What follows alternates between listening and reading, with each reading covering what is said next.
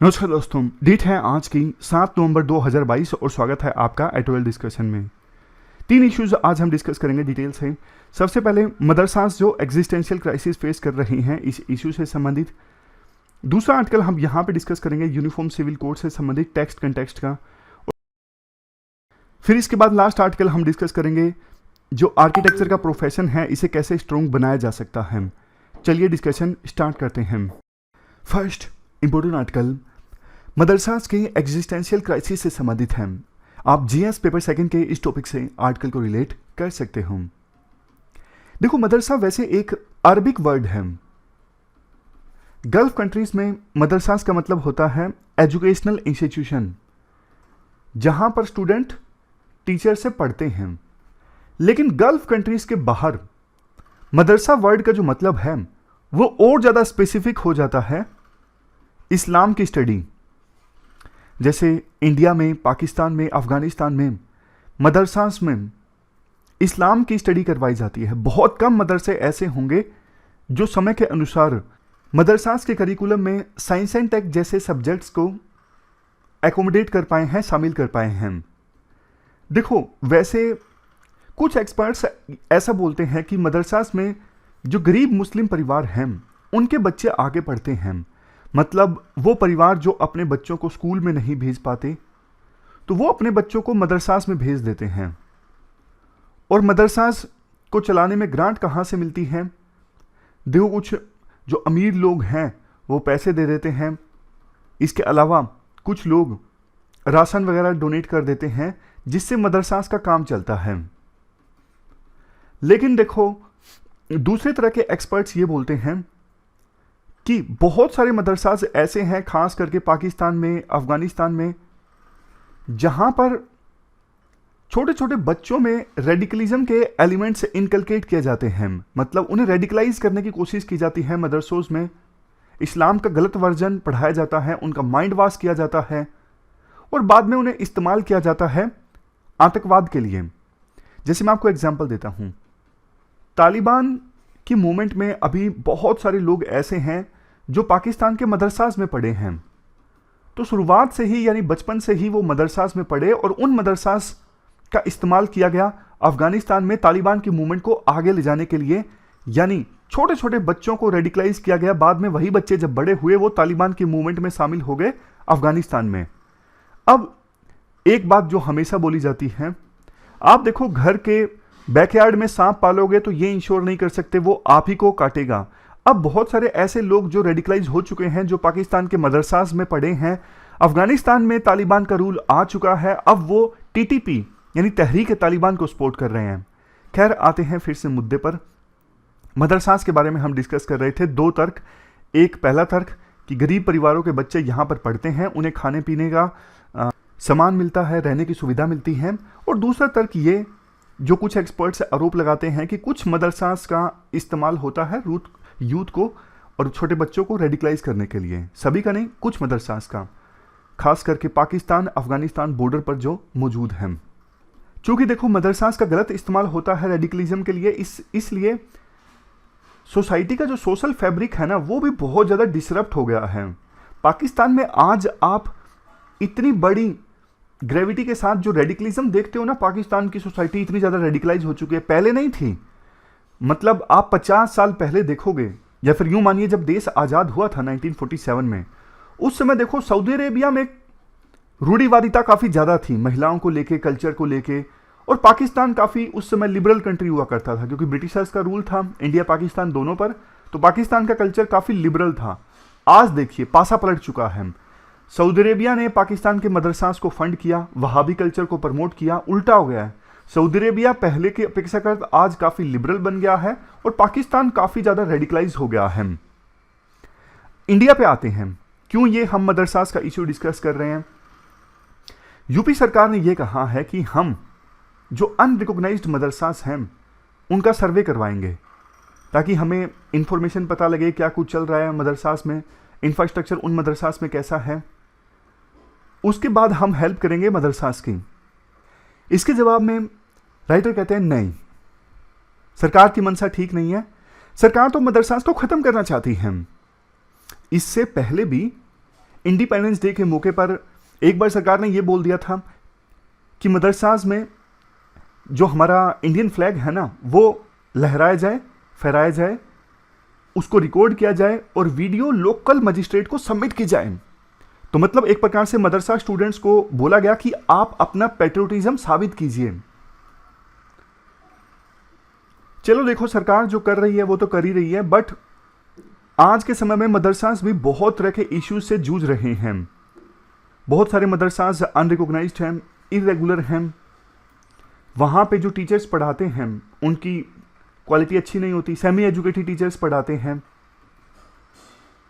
बहुत कम मदरसास आपको ऐसे मिलेंगे जहाँ पे सेकुलर एजुकेशन दी जाती है। मतलब मोस्ट ऑफ द मदरसास में इस्लामिक स्टडी ही करवाई जाती है, इस्लाम पे स्टडी करवाई जाती है। पहले कम्युनिटी फंडिंग से काम चलता था, लेकिन राइटर के अनुसार कम्युनिटी फंडिंग अब बहुत ज़्यादा कम हो गई है। इसके साथ साथ मतलब अब ये भी नहीं पता कि आने वाले कुछ दिनों में वहाँ पे खाना मिल पाएगा, नहीं मिल पाएगा, सर्दियों में रहने के लिए कंबल मिल पाएगा, नहीं मिल पाएगा। मदरसास के हज़ारों जो स्टूडेंट्स हैं वो एग्जिस्टेंशियल क्राइसिस से जूझ रहे हैं। कोविड-19 से पहले सभी जो स्टूडेंट्स थे अपने अपने घर चले गए थे, उसमें से बहुत सारे स्टूडेंट्स तो कभी नहीं लौटे। उनके माँ बाप ने उन्हें काम पर लगा दिया, किसी ने ढाबे पर लगवा दिया, किसी ने लोकल फैक्ट्री में लगवा दिया, किसी ने फार्म में एज ए मजदूर काम दिलवा दिया। तो मतलब गरीबी के कारण सिर्फ गरीब बच्चे ही मदरसास में पढ़ते हैं। तो कोविड-19 के बाद वो काम पे नहीं लौटे, बहुत सारे मदरसास में नहीं लौटे, बहुत सारे मतलब वो काम में लग गए। तो बहुत सारे अब आगे ना मदरसास के एग्जाम्पल डिस्कस किए जाते हैं, जैसे जमायतुल हमद गौतम बुद्ध नगर में है। ये जो मदरसा है वो स्टूडेंट्स को बोल रहा है कि आप CBSE के एग्ज़ाम लीजिए, लेकिन ऐसे मदरसास की संख्या बहुत कम है। अब स्पॉन्सरशिप नहीं मिल रही है, तो मदरसास का कामकाज बहुत ज़्यादा मुश्किल से चल रहा है। सर्वे कंडक्ट होने से पहले बहुत सारे मदरसों से जो आउट स्टेशन स्टूडेंट्स हैं ना, वो चले गए हैं। भाई सरकार किसी चीज़ को लेके सवाल ना उठाए, इसलिए बाहर के जो स्टूडेंट्स हैं वो पहले ही लौट चुके हैं। शायद अब वो फिर से लौट के कभी नहीं आएंगे, सिर्फ लोकल स्टूडेंट्स हैं वही रह गए हैं। इसके बाद राइटर एक पॉइंट और हाईलाइट करते हैं, जैसे कोविड-19 आया, बहुत सारे स्कूलों में तो ऑनलाइन एजुकेशन स्टार्ट हो गई, लेकिन जो मदरसास हैं वो ऑनलाइन एजुकेशन नहीं प्रोवाइड कर सके थे। तो उनमें तो बच्चों में, मदरसास के स्टूडेंट्स में तो बहुत बड़ा गैप आ गया था लर्निंग में। अब जब सर्वे चलेगा यूपी सरकार का, तो बहुत सारे बच्चों के पास डॉक्यूमेंट्स की कमी है, इसलिए डर काफ़ी ज़्यादा है और ज़्यादा से ज़्यादा जो पेरेंट्स हैं अपने बच्चों को मदरसास से निकलवा रहे हैं। ये दिक्कत है। तो मतलब मदरसास जो हैं वो एग्जिस्टेंशियल क्राइसिस अब फेस कर रहे हैं, ऐसा राइटर बोलते हैं। इसके बाद next article uniform civil code से संबंधित है। आप GS पेपर सेकंड के इस टॉपिक से आर्टिकल को रिलेट कर सकते हो। ये देखो सदाबहार टॉपिक है। गुजरात में असेंबली इलेक्शन होने वाले हैं। इससे पहले गुजरात में बीजेपी ने ये बोला कि हम अगर सत्ता में आए तो यूनिफॉर्म सिविल कोड को इम्प्लीमेंट करने की दिशा में आगे बढ़ेंगे। यूनिफॉर्म सिविल कोड का मतलब क्या है? यूनिफॉर्म सिविल कोड का मतलब है हमारे देश में कोई भी सिटीजन, किसी भी धर्म का हो, किसी भी जाति का हो, किसी भी एथनिक ग्रुप का हो, सभी के लिए सेम सिविल लॉज का होना, खास करके पर्सनल लॉज का। पर्सनल लॉज का मतलब है फैमिली अफेयर्स, शादी, तलाक, सक्सेशन, ये सब चीज़ें आती हैं पर्सनल लॉज में। देखो थोड़ा सा हिस्ट्री में आपको बताना चाहता हूँ। 1947 से पहले, यानी आज़ादी मिलने से पहले, विभिन्न धर्मों के पर्सनल लॉज को कोडिफाई नहीं किया गया था। इस वजह से शादी, तलाक और सक्सेशन से संबंधित मामलों में वुमन के साथ बहुत ज़्यादा डिस्क्रिमिनेशन होता था, भेदभाव होता था। इस वजह से संविधान जब बनाया गया, हमारे संविधान निर्माताओं ने एक आर्टिकल ऐड किया, आर्टिकल 44। मतलब सरकार ये कोशिश करे कि देश में सभी सिटीजन्स के लिए एक यूनिफॉर्म सिविल कोड होना चाहिए, यानी यूनिफॉर्म पर्सनल लॉज होने चाहिए। क्वेश्चन ये उठता है, संविधान निर्माताओं ने इस प्रोविजन को DPSP में क्यों डाला, डायरेक्टिव प्रिंसिपल्स में, जो कि नॉन इन्फोर्सेबल है। हालांकि ये एक इंस्ट्रक्शन जरूर है गवर्नमेंट को, लेकिन कोई कोर्ट में नहीं जा सकता ये कहते हुए कि इसे इन्फोर्स किया जाए। देखो संविधान निर्माताओं ने ऐसा इसलिए किया क्योंकि उन्हें लगता था कि आने वाले समय में जब सरकार को उचित लगेगा कि यूनिफॉर्म सिविल कोड हमारे देश में आनी चाहिए, तब सरकार यूनिफॉर्म सिविल कोड लेकर आएगी, लेकिन अभी उचित समय नहीं है। इसी वजह से संविधान निर्माताओं ने इसे डीपीएसपी में डाला। देखो 1950s में मांग उठना स्टार्ट हो गई कि यूनिफॉर्म सिविल कोड जो डीपीएसपी में है, सरकार अब इसे लेके आए, लेकिन उस समय सिर्फ हिंदू पर्सनल लॉज को कोडिफाई किया गया। उस समय एक्ट्स आए थे जैसे कि Hindu marriage act, special marriage act, लेकिन मुस्लिम्स के लिए और क्रिश्चियंस के लिए पर्सनल लॉज को कोडिफाई नहीं किया गया था उस समय। तो तब से अभी तक मांग चली आ रही है कि सिर्फ हिंदुओं के लिए पर्सनल लॉज को कोडिफाई किया गया है, मुस्लिम्स के लिए और क्रिश्चियंस के पर्सनल लॉज को कोडिफाई नहीं किया गया है। और अभी भी हमारे देश में सभी सिटीजन्स के लिए यूनिफॉर्म सिविल कोड नहीं है, यानी धर्म के आधार पर यह तय होता है कि किस सिटीजन पर कौन सा पर्सनल लॉ एप्लीकेबल होगा। इसी वजह से समय समय पर कुछ लोगों के द्वारा यह आवाज उठाई जाती है यूनिफॉर्म सिविल कोड हमारे देश में आना चाहिए। आर्टिकल 44 भी यही बोलता है। लॉ कमीशन को यह मुद्दा सौंपा गया था सरकार के द्वारा। लॉ मिनिस्ट्री ने लॉ कमीशन को कहा था कि आप अपनी राय दीजिए यूनिफॉर्म सिविल कोड के मुद्दे पर। लॉ कमीशन ने लेकिन अभी कहा है यूनिफॉर्म सिविल कोड के लिए अभी उचित समय नहीं है। नेक्स्ट हम यूनिफॉर्म सिविल कोड के पक्ष और विपक्ष के आर्गुमेंट्स की बात करेंगे। पहले यूनिफॉर्म सिविल कोड के पक्ष के आर्गुमेंट्स की बात करते हैं। अगर देखो हमारे देश में सभी सिटीजन्स के लिए सिमिलर पर्सनल लॉज होंगे, तो इसका मतलब यह है कि सभी सिटीजन्स को इक्वल स्टेटस दिया जा रहा है। धर्म के नाम पर अलग अलग पर्सनल लॉज को ऑपरेट नहीं किया जा रहा है हमारे देश में। दूसरा आर्गुमेंट, जेंडर पैरिटी। काफ़ी सारे धर्मों में देखो वुमन के साथ काफ़ी डिस्क्रिमिनेशन होता है, और इस डिस्क्रिमिनेशन को लेजिटिमाइज करने की कोशिश की जाती है धर्म के नाम पर। यानी धर्म के नाम पे कहा जाता है कि हमारा धर्म अलग है और हमारे धर्म में यही रीति है, यही रिवाज है, इसी वजह से वुमन के साथ डिस्क्रिमिनेशन होता है। यह सरासर गलत है। नेक्स्ट आर्ग्यूमेंट नेशनल इंटीग्रेशन से संबंधित है। अगर देखो यूनिफॉर्म सिविल कोड आता है तो हमारे देश में नेशनल इंटीग्रेशन और ज़्यादा मजबूत होगी। चौथा argument aspirations of younger population. हमारे देश में देखो अब मेजॉरिटी ऑफ पॉपुलेशन जो है वो यंग है। यंग पॉपुलेशन इक्वालिटी चाहती है। यंग पॉपुलेशन किसी भी प्रकार का डिस्क्रिमिनेशन बर्दाश्त नहीं कर सकती। उनकी एस्पायरेशंस ये हैं कि धर्म के नाम पर, रीति रिवाजों के नाम पर कोई भी भेदभाव नहीं होना चाहिए। अगर यूनिफॉर्म सिविल कोड आता है तो यंग पॉपुलेशन की एस्पायरेशंस को सेटिस्फाई किया जा सकता है। और सबसे लास्ट में bypass the contentious issue of reform of existing personal laws. अभी देखो बहुत सारे धर्मों में ऐसी प्रैक्टिसेस प्रीच की जाती हैं जो कि ह्यूमन राइट्स का उल्लंघन है या फिर भेदभाव वाली हैं, इक्वालिटी के अगेंस्ट हैं। अब सीधा सीधा सुप्रीम कोर्ट इंटरफेयर करे किसी एक स्पेसिफिक धर्म में तो आवाज उठने लगती है कि आप सिर्फ हमारे धर्म के अंदर इंटरफेयर क्यों कर रहे हो। हमारे पास आर्टिकल 25 है, हम हमारे धर्म को अपने हिसाब से मैनेज कर सकते हैं। लेकिन सभी धर्मों के लिए यूनिफॉर्म सिविल कोड आएगा तो इस प्रकार की जो पुरानी प्रैक्टिसेस हैं वो अपने आप खत्म हो जाएंगी। तो पांचवा आर्गुमेंट कहने का मतलब ये है कि पर्सनल लॉज में रिफॉर्म्स लाने की जो प्रक्रिया है उसको बाईपास किया जा सकता है यूनिफॉर्म सिविल कोड की सहायता से। अब हम यूनिफॉर्म सिविल कोड के खिलाफ जो आर्गुमेंट्स दिए जा सकते हैं उनकी बात करते हैं। सबसे पहला आर्गुमेंट है practical difficulties due to diversity in India. India में देखो बहुत सारे धर्म हैं, बहुत सारी जातियां हैं, बहुत सारे एथनिक ग्रुप्स हैं। तो कैसे एक पर्सनल लॉज सरकार लेके आएगी? सरकार के लिए ये बहुत ही मुश्किल काम होगा कि इतनी सारी डाइवर्सिटी के साथ सिमिलर पर्सनल लॉज को फॉर्मुलेट करना सभी सिटीजन्स के लिए। ये पहला आर्गुमेंट है। दूसरा आर्गुमेंट परसेप्शन देखो ये जाती है जब भी यूनिफॉर्म सिविल कोड इंप्लीमेंट करने की बात आती है, परसेप्शन ये जाती है कि जो मेजॉरिटेरियन कम्युनिटी के पर्सनल लॉज हैं उनको थोप ना दिया जाए माइनॉरिटी कम्युनिटी के पर्सनल लॉज पर। तीसरा argument interference of state in personal matters. अगर देखो हमारे देश में यूनिफॉर्म सिविल कोड आता है इसका मतलब स्टेट जो है विभिन्न धर्मों के पर्सनल मैटर्स में इंटरफेरेंस यानी दखलंदाजी कर रहा है जो कि संवैधानिक वैल्यूज के अगेंस्ट है। नेक्स्ट आर्गुमेंट है sensitive and tough task.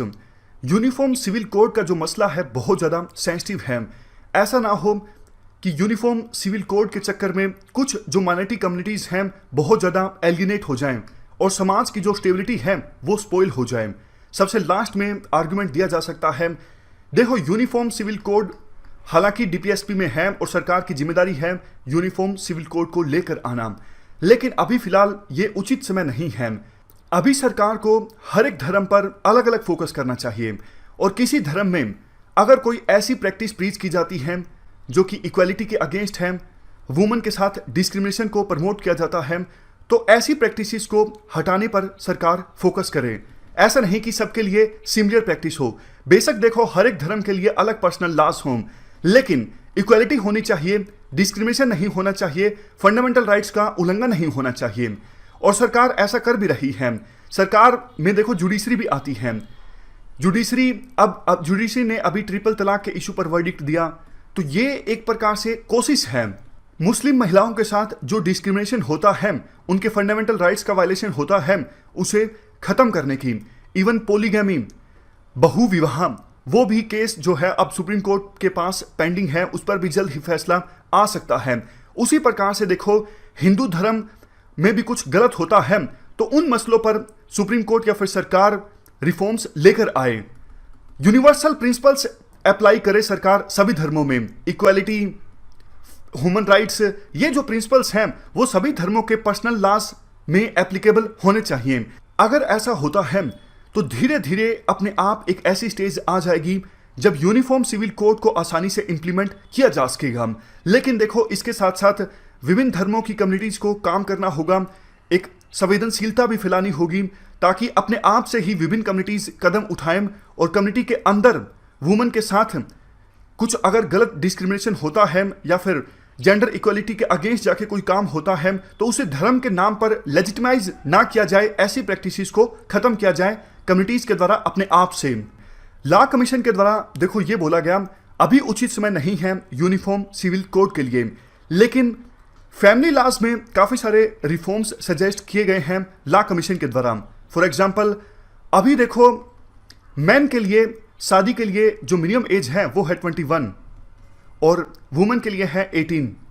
Law commission के द्वारा कहा गया कि देखो ये पुरानी दकियानूसी सोच है, ये स्टीरियोटाइप है कि मैन की जो एज है शादी करते वक्त वुमेन से बड़ी होनी चाहिए। इस वजह से मिनिमम एज मैन की शादी के लिए 21 और महिलाओं के लिए 18, ये गलत है।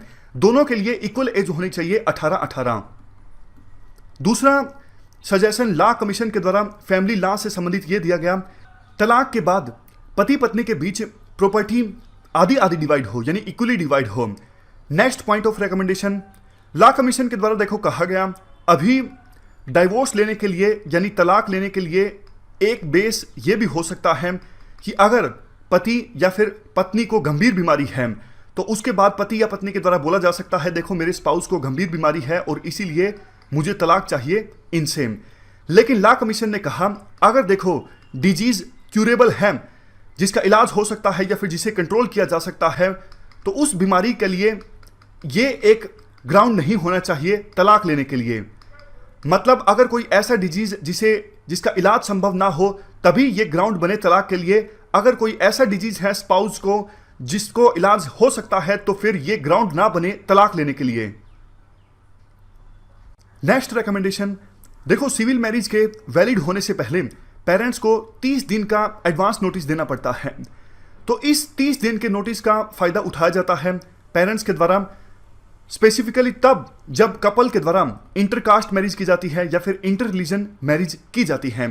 तो लॉ कमीशन के द्वारा बोला गया 30 दिन का जो नोटिस देने का प्रोविजन है इसे हटा दिया जाए। अगली रिकमेंडेशन लॉ कमीशन के द्वारा यह बोली गई कि अडल्ट्री जो है इसे डीक्रिमिनलाइज किया जाए और ये एक बेस होना चाहिए तलाक लेने के लिए। नेक्स्ट लॉ कमीशन के द्वारा यह भी बोला गया कि देखो बच्चों के साथ और पेरेंट्स के साथ एडॉप्शन और गार्डियनशिप संबंधित मैटर्स में सिमिलर ट्रीटमेंट होनी चाहिए। कहने का देखो मतलब साफ है, लॉ कमीशन के द्वारा एक कोशिश की गई है कि सभी धर्मों के जो फैमिली लॉज हैं उनमें कुछ कुछ रिफॉर्म्स आने चाहिए यूनिवर्सल प्रिंसिपल्स के आधार पर। कौन से universal principles? Non discrimination, equality. अगर देखो ये प्रिंसिपल्स सभी धर्मों के पर्सनल लॉज में, फैमिली लॉज में प्रीच किए जाएंगे तो ऑटोमेटिक यूनिफॉर्म सिविल कोड की तरफ हमारा समाज बढ़ेगा। अगर ऊपर से यूनिफॉर्म सिविल कोड इंपोज किया जाता है तो समाज में इंस्टेबिलिटी आ सकती है। ये कल्चरल डाइवर्सिटी के अगेंस्ट होगा और प्लूरलिटी के भी अगेंस्ट होगा। इस प्रकार से डिटेल से हमने यूनिफॉर्म सिविल कोड के बारे में जान लिया। अब आज के आर्टिकल की तरफ आते हैं। आज के आर्टिकल में देखो ये बोला जाता है यूनिफॉर्म सिविल कोड की आवश्यकता नहीं है, मतलब खिलाफ में बोला जाता है, और 3-4 जो आर्गुमेंट्स दिए जाते हैं वो मैं आपको बताता हूं। सबसे पहला ये बोलना कि गोवा में यूनिफॉर्म सिविल कोड है, बाकी जगह भी इंप्लीमेंट किया जा सकता है, गलत होगा। क्योंकि देखो गोवा में ना पुर्तगालियों का रूल था, बहुत लेट गोवा को आज़ाद करवाया गया पुर्तगाल से 1961 में। तो वहाँ पे सिचुएशन ये है, इवन वहाँ पे मुस्लिम्स को गवर्न किया जाता है पोर्टुगीज लॉ और शास्त्रिक हिंदू लॉज के द्वारा। इवन गोवा सिविल कोड तो देखो पोलीगैमी हिंदुओं के लिए परमिट करती है कुछ लिमिट तक, और कैथोलिक्स को अपनी शादी जो है रजिस्टर नहीं करवानी पड़ती, और कैथोलिक प्रीस्ट जो हैं वो शादी को डिजोल्व कर सकते हैं चर्च में ही। मतलब बहुत सारी चीज़ें अलग हैं यहाँ पे गोवा सिविल कोड में। एक और चीज़, जैसे एक बात बोली जाती है ना यूनिफॉर्म सिविल कोड के पक्ष में, एक देश एक पर्सनल लॉ होना चाहिए। राइटर कहते हैं देखो बहुत सारे स्टेट्स में सिविल लॉ और जो क्रिमिनल लॉ है वो भी अलग अलग हैं। जैसे मोटर व्हीकल एक्ट आया था, मोटर व्हीकल एक्ट आया तो उसके आधार पर अलग अलग राज्यों ने चेंज कर दिया फाइन कितना लगता है ट्रैफिक लॉज के वायलेशन पर। वेस्ट बंगाल में अलग अमाउंट का फाइन लगता है, दिल्ली में अलग अमाउंट का फाइन लगता है। तो कैसे आप इसे जस्टिफाई कर सकते हो? और देखो जब यूनिफॉर्म सिविल कोड को लाने की बात हो रही थी ना, तो संविधान सभा में ये डिबेट चल रही थी संविधान निर्माताओं के बीच में कि इसे डीपीएसपी में डाला जाए या फिर एफआर में। एफआर में नहीं डाला गया, डीपीएसपी में डाला गया, क्योंकि उस समय संविधान निर्माताओं को यह लगता था वक्त जो है वो सही नहीं है अभी यूनिफॉर्म सिविल कोड लाने के लिए। और लॉ कमीशन ने भी यही कहा अपनी रिपोर्ट में कि हाँ अभी बिल्कुल सही वक्त नहीं है यूनिफॉर्म सिविल कोड लाने के लिए। तो ये पूरा आर्टिकल हमने डिस्कस किया। चलते हैं आगे। इसके बाद नेक्स्ट आर्टिकल आर्किटेक्चर के प्रोफेशन से संबंधित है। आप जीएस पेपर सेकंड के इस टॉपिक से आर्टिकल को रिलेट कर सकते हो। देखो आर्किटेक्ट क्या करते हैं, बिल्डिंग डिजाइन करते हैं, उसके बाद सुपरवाइज करते हैं। कंस्ट्रक्शन वैसे ही चल रही है जैसे उन्होंने बिल्डिंग को डिजाइन किया है। लेकिन दिक्कत ये है जो आर्किटेक्ट करते हैं ना वो इंजीनियर्स भी करते हैं, मतलब उनका काम जो है वो ओवरलैप होता है इंजीनियर्स के साथ। 1972 में एक अलग से एक्ट आया था 50 साल पहले, आर्किटेक्ट्स एक्ट। इसमें प्रोविजन ये किया गया कि जो आर्किटेक्चर में डिग्री करेंगे ना सिर्फ वही आर्किटेक्ट कहलाएंगे और लोग आर्किटेक्ट नहीं कहलवाएंगे। उस समय देखो उन्होंने ना ये भी मांग की थी कि ये हमें ना एक्सक्लूसिव फंक्शन दिया जाए। जैसे देखो जिसने एमबीबीएस किया होता है वही दवाइयों को प्रिस्क्राइब कर सकता है ना, मतलब एक्सक्लूसिव काम है डॉक्टर्स का दवाइयों को प्रिस्क्राइब करना। ओपीडी में आप जाते हो, डॉक्टर बताता है क्या टेस्ट कंडक्ट करवाने हैं, और कोई जिसको पता भी हो तो वो ये काम नहीं परफॉर्म कर सकता। डिग्री का होना जरूरी है। सरकार नहीं मानती कि हाँ आपको नॉलेज है। ऐसे तो कोई भी आदमी बोल देगा कि मुझे नॉलेज है, मैं यह काम करना चाहता हूं, नहीं, सरकार बोलेगी डिग्री दिखाइए। तो इस एक्ट से ना वो एक्सक्लूसिविटी नहीं मिली। आर्किटेक्ट ये मांग कर रहे थे कि सिर्फ जो आर्किटेक्ट है ना वही बिल्डिंग डिजाइन को परफॉर्म कर सकें और कोई ना कर सकें। लेकिन इस एक्ट में सरकार ने उनको डॉक्टर्स की तरह एक्सक्लूसिविटी नहीं दी। सिर्फ ये फायदा हुआ कि जिसने आर्किटेक्चर में डिग्री की है वही आर्किटेक्ट कहला सकते हैं। इसके अलावा और कोई फायदा नहीं हुआ इस एक्ट का। अभी जो आर्किटेक्ट्स है ना ये डिमांड रेज कर रहे हैं हमें आप एक्सक्लूसिविटी दीजिए, इंजीनियर्स को रोक दीजिए बिल्डिंग डिजाइन वगैरह करने में। सिर्फ हमारा काम होना चाहिए, जिसके पास आर्किटेक्चर की डिग्री है वही बिल्डिंग डिजाइन कर सके। ऐसा आप नया कानून लेकर आइए। राइटर कहते हैं नहीं, ऐसा नहीं चलेगा। मतलब आप लीगल ज्यूरिडिक्शन से अगर कुछ करना चाहोगे तो आप नहीं कर सकोगे। मार्केट फोर्सेस आपको करने ही नहीं देंगी।